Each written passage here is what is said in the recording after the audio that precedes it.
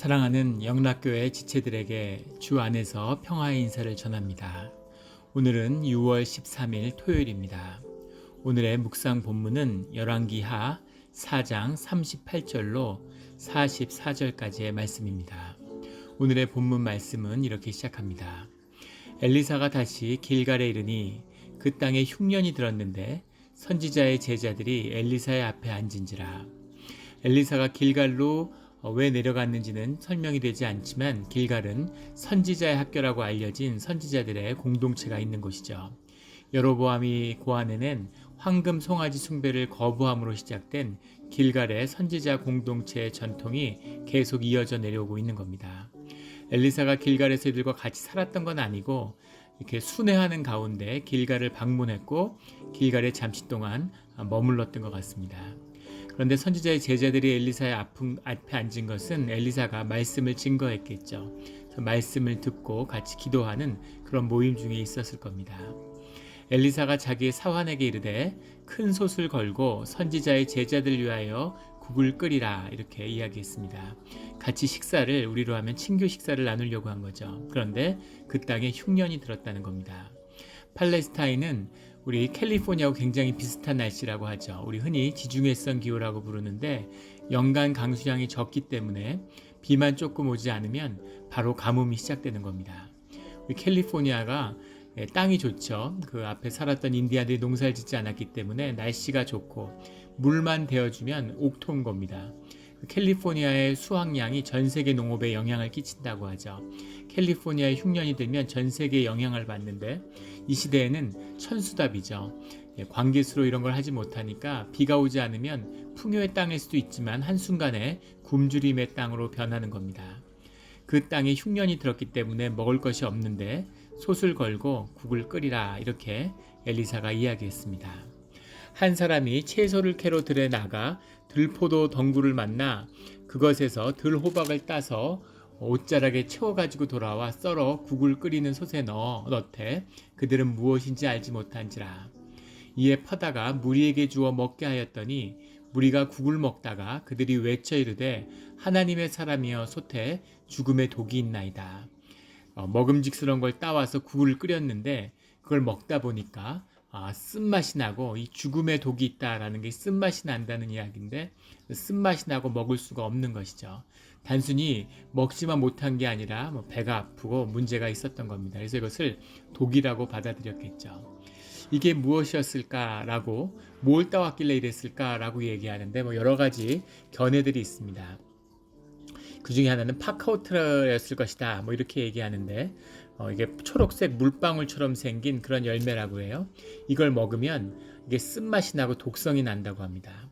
근데 파카라는 게 이제 깬다는 얘기죠. 근데 여기 보면 파카오트였을 것 같지는 않고 또 다른 견해는 콜로신스라고 하는 그런 열매가 있는데 이것이 이렇게 오렌지색의 아주 먹음직스럽게 이렇게 생겼다고 그래요. 황갈색으로. 그래서 여기 보면 번역을 들호박이다 이렇게 해석했는데 아마 호박처럼 보이지 않았을까 싶습니다. 그리고 이건 먹음직스럽고 먹을만 하겠는데 아마 이렇게 생각되지 않았을까 하는 거죠. 그래서 그거를 따다가 먹이는데 이것이 신경계통을 건드리고 복통을 유발할 수 있다고 그래요. 아마 콜로신스가 맞지 않았을까 싶은데 이 팔레스타인 지역에 흔한 것이라고 합니다. 그래서 호박하고 헷갈리는 거죠. 그래서 호박죽처럼 끓이려고 콜로신스를 갖다 끓여 먹었는데 배가 아프고 못 먹게 된 거죠. 41절에 엘리사가 이르되 그러면 가루를 가져오라 하여 솥에 던지고 이르되 퍼다가 무리에게 주어 먹게 하라 하매 이에 솥 가운데 독이 없어지니라. 뭔가 가루를 넣었는데 이 가루가 무엇이었는지 호숫가를 깨끗하게 물을 정화시켰던 소금을 뿌렸던 것처럼 무언가 가루를 뿌린 거죠. 이 가루가 무엇이었는지는 알 수 없지만 그것을 맛있게 먹을 수 있는 죽으로 바꿨다는 겁니다. 이런 이적이 이 엘리사 가운데 함께하고 있는 거죠. 또 다른 기적의 이야기가 이어집니다. 42절에는 한 사람이 바알 살리사에서부터 와서 처음 만든 떡 곧 보리떡 20개와 자루에 담은 채소를 하나님의 사람에게 드린지라 이렇게 되어 있습니다.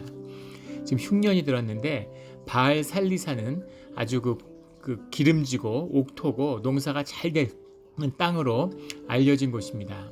성경 본문 가운데 사울이 아버지의 나귀를 찾아서 돌아다니던 곳이 바로 바알살리사죠.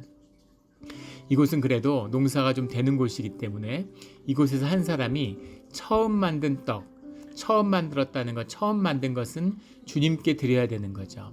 제사장을 통해서 주님께 드려야 되는 것인데 이것을 엘리사에게 가져왔다는 겁니다. 이것은 엘리사를 그 시대의 제사장으로 받아들이는 사람이라는 거죠. 그리고 이 흉년의 때에 처음 만든 것을 주님께 드리겠다고 생각하는 사람이라면 이 사람이 굉장히 신실한 사람이라는 사실을 알 수 있죠. 기존의 성전이 타락하고 우상숭배로 모염이 됐기 때문에 성전으로 가져가지 않고 그것을 엘리사와에게 드리기 위해서 가져온 겁니다. 처음 만든 떡, 곧 보리떡 20개. 보리떡이라는 거 한 개가 이제 떡이라고 해석하지만 빵인 거죠. 큰 빵덩인데 이 한 개로 하루 식사를 해결했다고 해요. 그러니까 보리떡 20개는 20명이 충분히 먹을 수 있는 양이니까 엘리사에게 가져올 때는 정말 풍성하고 충분한 양의 떡을 가져온 것이죠. 또 자루에 담은 채소를 하나님 사람에게 드린지라. 이 채소라는 건 카르멜인데 39절에 나오는 채소는 오르트라는 말입니다. 다른 것이에요. 39절에 나오는 오르트가 우리가 흔히 생각하는 푸른 채소입니다. 우리가 흔히 채소라고 얘기하는 그 채소고 여기에 나오는 채소는 카르멜이라는 것은 일종의 구황식물 같은 거죠. 감자, 옥수수 뭐 이런 겁니다. 고구마 이런 거죠, 우리로 치면. 근데 그러면 이 오르트 카르멜이 뭐였을까? 이 카르멜이라는 것이 옥수수라고 보는 게 맞을 것 같아요. 옥수수라고 해석하는 해석이 많습니다. 근데 이 옥수수는 오늘날 우리가 먹는 이렇게 품종을 개량해 가지고 빽빽하게 알이 찬 그런 옥수수는 아니고 원시 품종으로서의 옥수수인 거죠. 알이 몇 개 없는 그런 것이었을 텐데 옥수수와 보리떡을 가져와서 하나님의 사람에게 드렸다는 겁니다. 근데 그것을 받은 엘리사가 뭐라고 얘기하냐면 그가 이르되 무리에게 주어 먹게 하라 이렇게 얘기하는 거죠. 거기 모인 사람이 다 같이 나누어 먹자는 겁니다. 그 사환이 이르되 내가 어찌 이것을 100명에게 주겠나이까 하나. 어떻게 이 20명 먹을 양을 100명이 나눠 먹습니까? 이 사환의 말에는 우리도 배고픈데 우리끼리 좀 잘 먹어야 되지 않겠습니까? 이걸 저 사람들에게 주면 우리는 뭘 먹습니까? 이런 마음이 들어 있었겠죠. 근데 엘리사는 또 이르되 무리에게 주어 먹게 하라. 무리에게 먹여라. 이렇게 얘기하는 거죠. 여호와의 말씀이 그들이 먹고 남으리라 하셨느니라. 그 뻔히 보이는 음식인데 그것을 주님의 말씀에 따라 먹고 남을 것이라는 말씀을 받고 그것을 나눈 것입니다. 44절에 그가 그들 앞에서 주었더니 여호와께서 말씀하신 대로 먹고 남았더라 이렇게 나오는 거죠. 마치 예수님의 오병이어의 기적의 원형 같은 그런 모습을 보게 됩니다. 코이노니아의 세계를 이야기하는 거죠. 주의 사람들, 주님께 드린 것을 주님이 가져가시는 것이지만 동시에 우리가 먹는 것이죠. 주님에게 드린 것이 주 안에서 나누어질 때 그 풍성함이 주님이 주시는 풍성함이 임했다는 겁니다. 이것이 귀한 뜻인 거죠. 코이노니아가 주님의 임재가 함께하는 비밀이에요. 그래서 나누고 또 나누어져야 되는 것입니다. 주님께 드린다고 주님이 옥수수 받아서 떡 받아서 뭘 하시겠어요? 결국은 사람들이 먹는 것인데 주님께 드린 것이 주님의 이름으로 나누어짐으로 그 안에 먹고 남게 되는 풍성함이 임하는 것이죠. 이것이 주님의 은혜가 주님의 축복이 우리에게 부어지는 비밀입니다.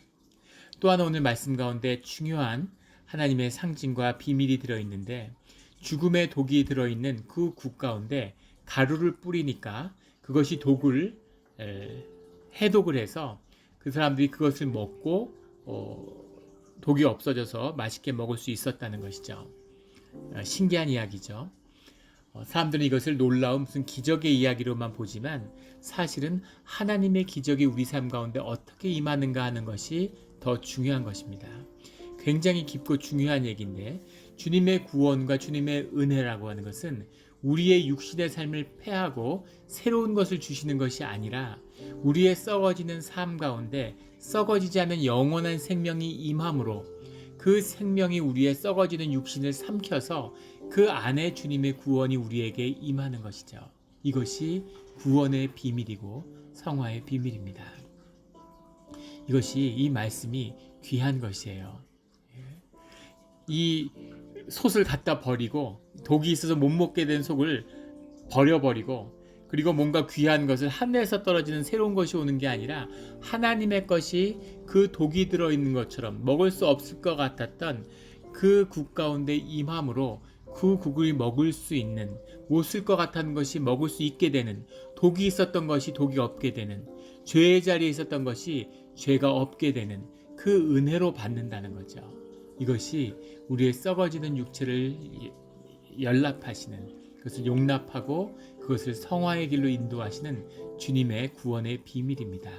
그것은 깊은 비밀인데 이 비밀이 우리에게 안에 풀려서 우리 가운데 주님이 인도하시는 성화가, 코이노니아가 일어나는 우리의 삶의 자리가 되기를 예수 그리스도 이름으로 축원합니다. 아멘.